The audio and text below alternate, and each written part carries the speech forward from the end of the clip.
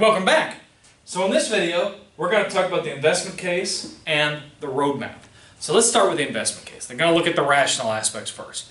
Now again, there's that information asymmetry there. Well, they can ask questions to try to reduce that information asymmetry. This is, of course, also going to be part of the contract negotiation, right?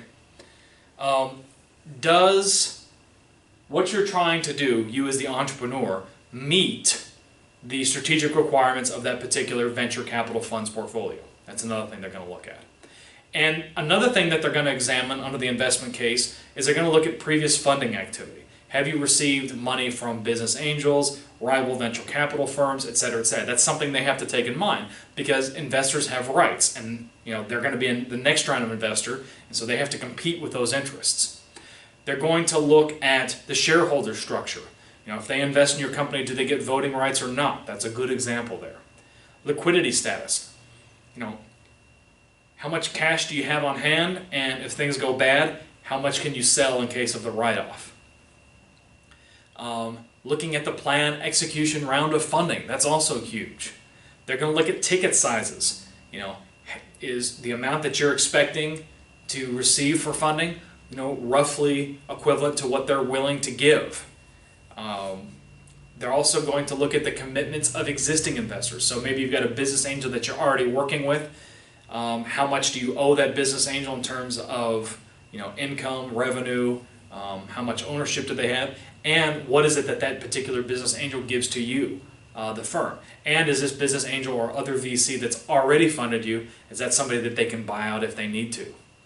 Is this going to be somebody that's going to be a rival in terms of interest, or is it somebody that can be a collaborator?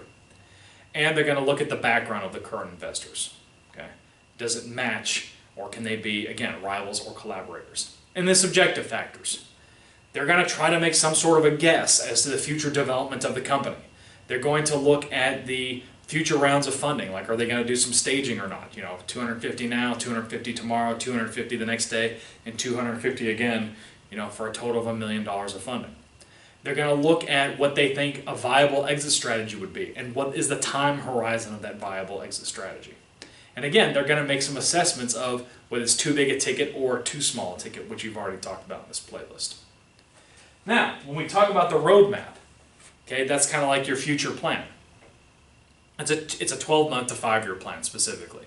And it's going to have plans regarding the team, the product, and of course your 5 forces in the future. Okay?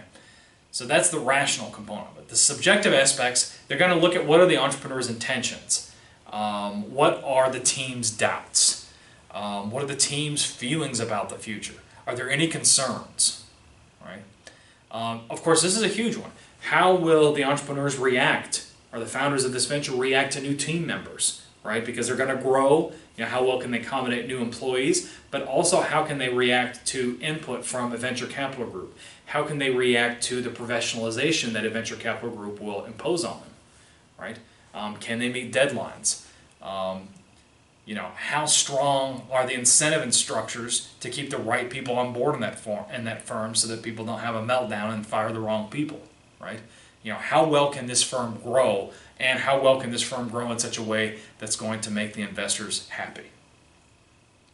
And, how will they move their products throughout the life cycle? Is this the kind of product that is going to continue to improve, as it moves from introduction, growth, and maturity? Or is it something that, will kind of have its phase and go into decline? Or is it something that can continuously renew? And what do future markets and industries look like? This is all stuff that's going to be on the subjective component of the roadmap.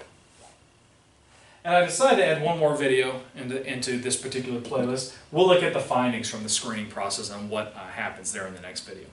As always, give me a thumbs up if you like this video. That's a like. Hit that subscribe button. And definitely please comment down below. I welcome feedback from my YouTube community.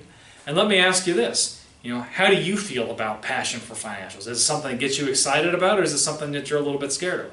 Please comment down below and tell me why. I'm looking forward to seeing you in the next video. Thanks.